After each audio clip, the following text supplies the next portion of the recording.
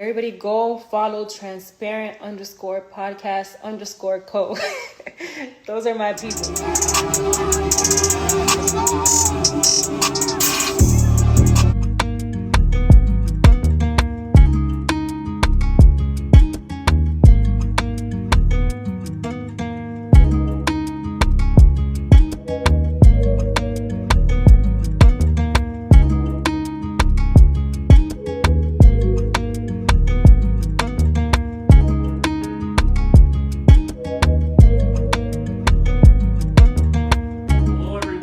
Welcome to yet another episode of Transparent Podcast.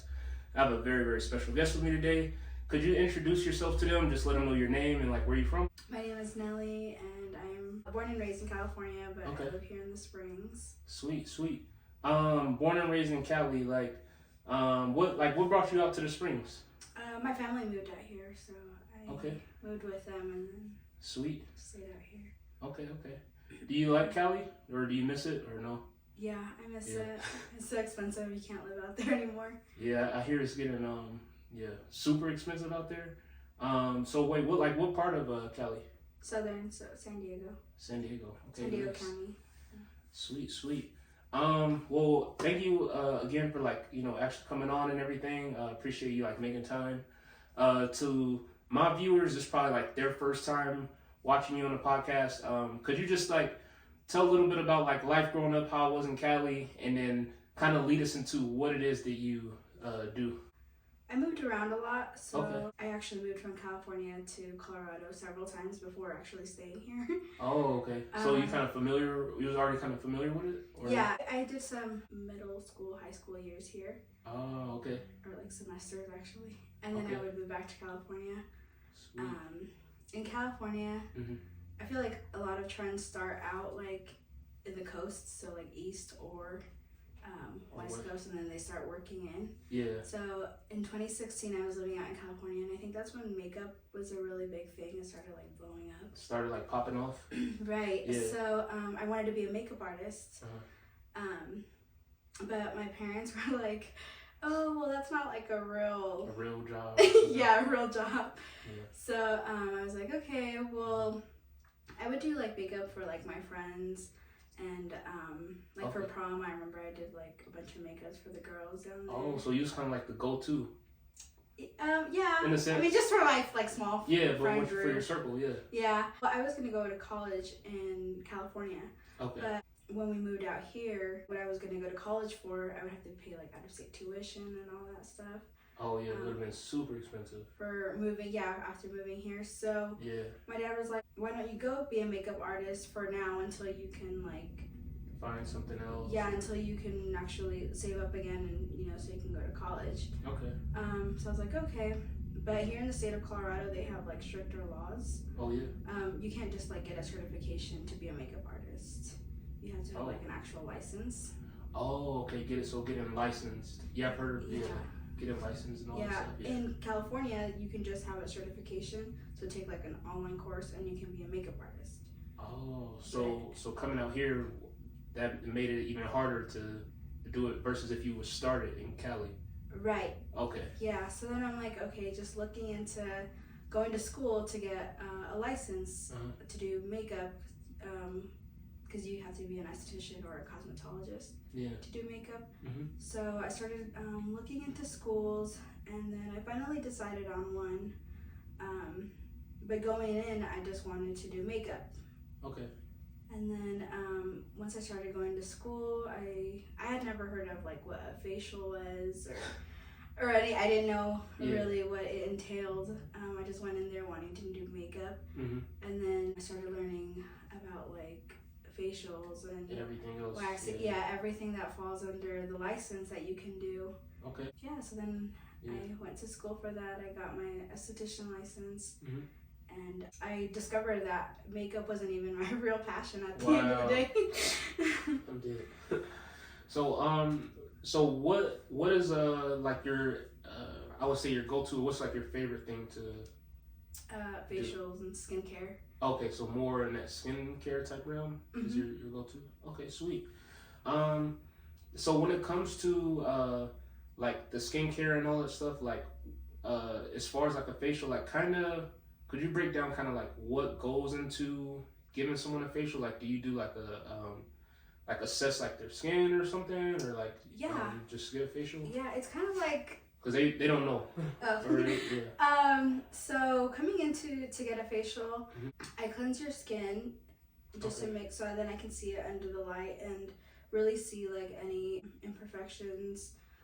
Analyze your skin. And I do like a consultation. I just ask you like what your skin goals are. Some people come in like really dehydrated, their skin are really dehydrated. Oh wow. And if they have like acne, if they want clear skin. So we go over like what your skin goals are. And then you come in, I cleanse you, we do the consultation. So I start picking out products that are going to be appropriate for your skin type. And I have a question. So when you like, I know you said you cleanse your skin. Is there like a certain, I don't know, do you use like any special products or just something like just like a basic face wash, or is it like a special? Yeah, I use professional product. Oh, okay. Right now I'm using the Dermalogica line. I like to explore different options. Okay. So I'm looking onto adding more different types. Or... different lines, right? But right now I'm using the Dermalogica line. Sweet. And okay, so I'm sorry. And so after you do like the consultation and everything, then what do you say is after that? Like once you make all the products or whatever, or get the products they need? Yeah, so I get the products ready for their skin type. So after the cleansing, we do an exfoliation. Okay. Just to help renew those skin cells. Okay, kind of like stimulated in a sense, or cell turnover generally, and also depending on like your age, it takes like a couple days, weeks to renew. Oh, okay. So then when you're exfoliating, you're taking those dead skin cells that would take days to fall off. Oh, you're speeding up the process. You're speeding up the process. Okay. Yes. So we do an exfoliation. I do some steaming, so I have like a steamer. Oh, okay. Yeah. And that kind of helps your skin kind of soften in order to be able to take out anything that you have stuck in your pore. So the steam is like, it's kind of prepping the skin to make it easier to like... Right. Okay. Yes. And then, and a lot of people love the steam. They kind of do they feel like it's really relaxing. Yeah. So after the steaming, we do a massage from the shoulders up. So like a little bit up on your neck, and then a facial massage, and then we do a mask, depending on your skin type. So if you are dehydrated, like I was saying earlier, we'll do like a something more hydrating or something. Right. And then we do toner, and the toner just helps kind of hydrate the skin again to keep it moisturized, so the products are penetrating better. Okay. And then if you need like a certain serum for whatever I'm trying to treat on your skin, we'll do a serum and a moisturizer, and then your sunscreen. Okay, sweet. So she just kind of walked us through like the that's like the whole process, kind of like of what a facial kind of look like. Wow, that's a lot that goes into it. Like outside looking in, like you guys do a lot of like from the consultation, the prepping the skin, because like I guess you just don't go into like, I don't know, some people think you like, I guess, get a facial and just like they'll just start, I don't know, getting the facial, but like you said, you gotta consult with them, see what their goals are, prep the skin, actually do what you do. And then you said after you treat it, or like if they're dry, like they'll get a hydrating mask or different types of things like that. Yeah, so it's like all customized to what your skin needs are. Okay. So essentially, I feel like a lot of people don't see, they kind of take it like, oh, it's just like a pamper, or like just a relaxing and stuff like that. And it is, because it is a really relaxing process. But it's also like healthcare. A lot of people don't really come to see that skin is actually an organ. So it's the largest organ, right? So epidermis. Right. So you go in there and you're just like, oh, it's like, just pamper, self-care, whatever. But it kind of is like you go into like a doctor's office and I see what you're saying. They usually say that like estheticians or like cosmetologists are like the nerds of the beauty world, because it's not just like cosmetic. It's like important, because you can get skin cancer and stuff like that. So the facials, obviously, like that's kind of like your go-to and everything. And I do. What else do you said you do? I do other services. Mm-hmm. Facials are just like the ones that I enjoy most performing. Okay. But I do waxing as well. Anything you can wax that you want to wax, we could do waxing. I do lash lifts, which is an alternative for if you want like curly lashes, but some people are like not as high maintenance or lash extensions are kind of higher maintenance. Okay. So it's just like a semi-permanent thing for your curl, for your to keep them like a natural curly lash. Okay. Yeah, so it's your natural lash and you just kind of perm them to stay curly. Okay. And then I do the same thing for the brow. Okay. But it's just to like have the brow like stay in place in a certain, like hold the shape, right? shape. In a certain have the hair restructured to hold a certain shape that you want to achieve. I also do like brow tinting. Usually those go hand in hand. So what is brow tinting for those who might not know? Oh, so it's like a also semi-permanent like color for your brow. Okay. So I usually recommend doing brow lamination, which is like the semi-permanent hold for the hair that I was talking about for your brow. Okay, the lamination is kind of like to hold it in place? To hold the brow hair in place, yeah. Okay. It kind of restructures the brow hair to whatever, angle shape that you like to have brow hair style to. And then I do the tint just to make them look darker. If you have like sparser eyebrows. And then what is sparser? Or like sparse, like when you don't really have a lot of eyebrow hair or it's not dark. Okay. So sparser just means like it's not a lot. Okay. It's sparse. Gotcha. So all those things together make your eyebrow appear like if you already like have fuller, darker. Okay, more eyebrows. of a full look. Okay, sweet. So when it comes to like you like learning like the facials, the brows, the lashes, the lash laming. So it's brow lamination and lash lift. And lash lift. Like did all of that, like how long did it take you to kind of like, I don't know, get all that down pat, or was that were you also learning that stuff too, like with high school, or like doing it for girls, or did you kind of learn everything on the way, or was it hard? So in school, yeah. Honestly, I would say like this is a career that you're always learning because there's always new trends coming in, new technology. But in school, they kind of teach you like the basics. So they'll teach you like the basic waxing technique, the basic like hair anatomy, and they teach you like the basic skin anatomy, because we go over like a lot of biology, anatomy, and chemistry even, because it's kind of like, if you use this acid on the skin, it could react like this. Okay, so you gotta be careful what you're putting on the skin and stuff. Yes, and then it's really important to like follow timings and stuff like that, and protocols that they send with the products. Okay. So they kind of teach you the basics of it, and then you I keep on taking like certification classes to just keep mastering the craft. Right? Wow.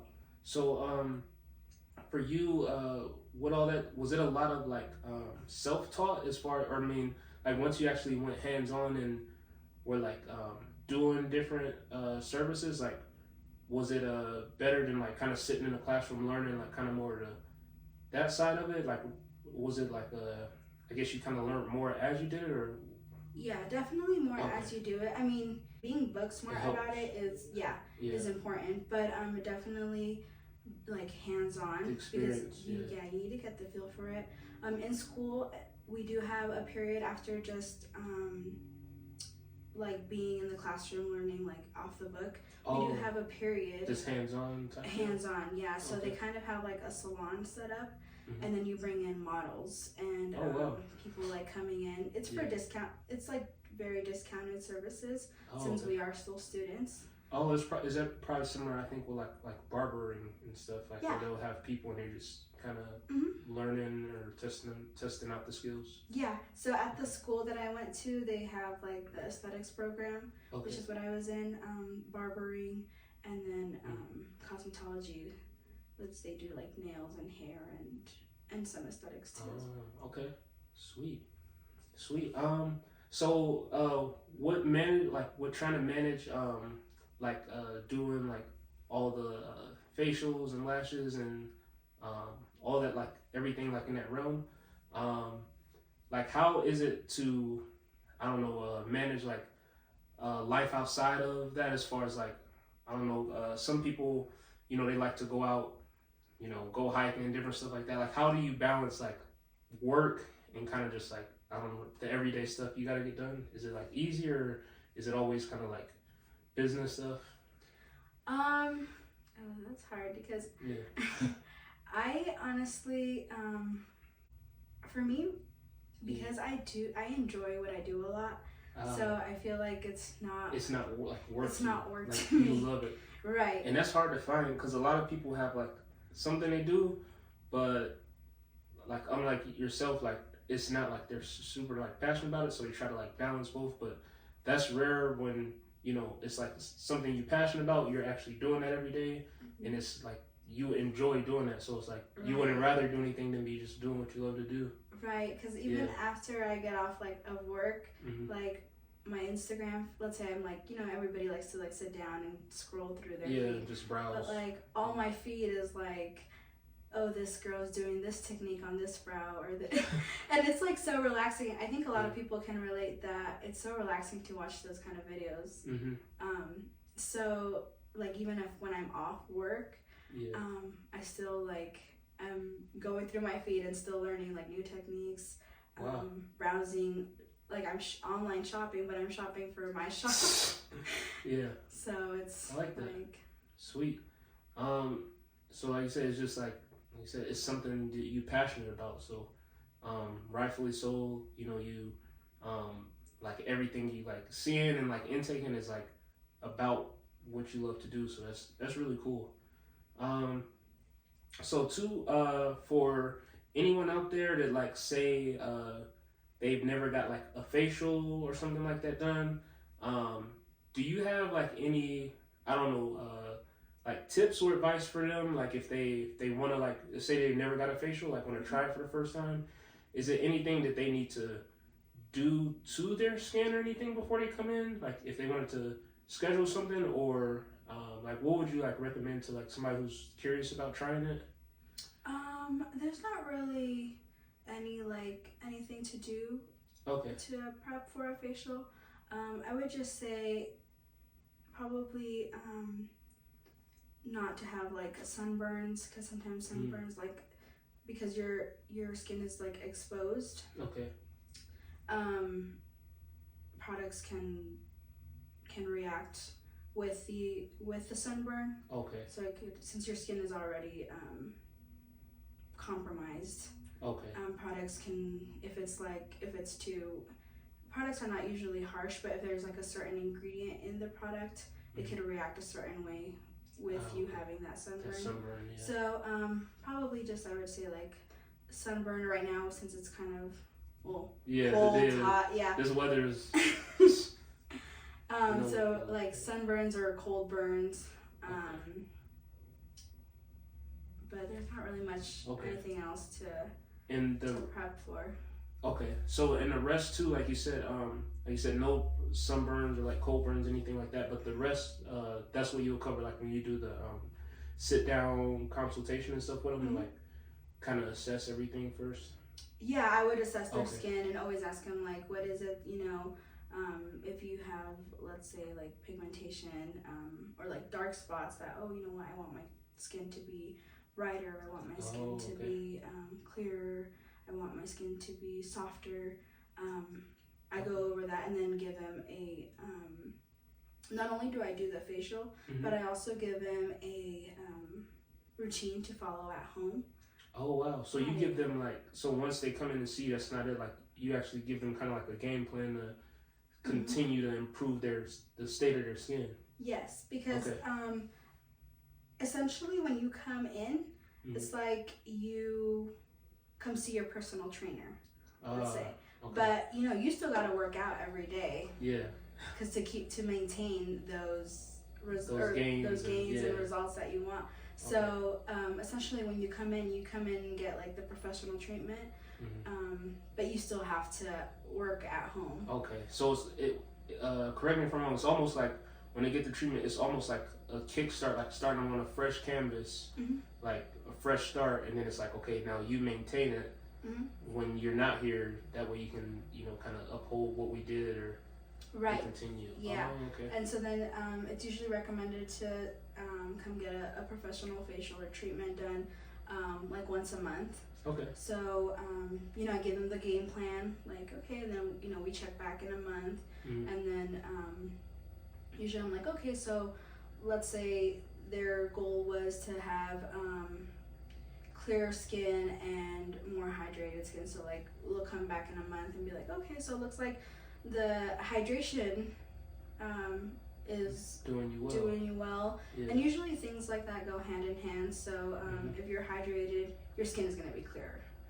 So and then like we target the hydration part. They come back, their skin is usually clearer, but we still need a little bit of more help to keep getting the clarity. So then we'll do that treatment to help them with that. And each time they come back, you see the improvement if they're doing their homework. The homework, yeah. Yeah. Dang, sweet. Shoot. So do you have any like social media or anything you want to shout out? Like if anybody's seen this and they're like, oh, I want to like schedule a facial or something like that, or any social medias you want to shout out?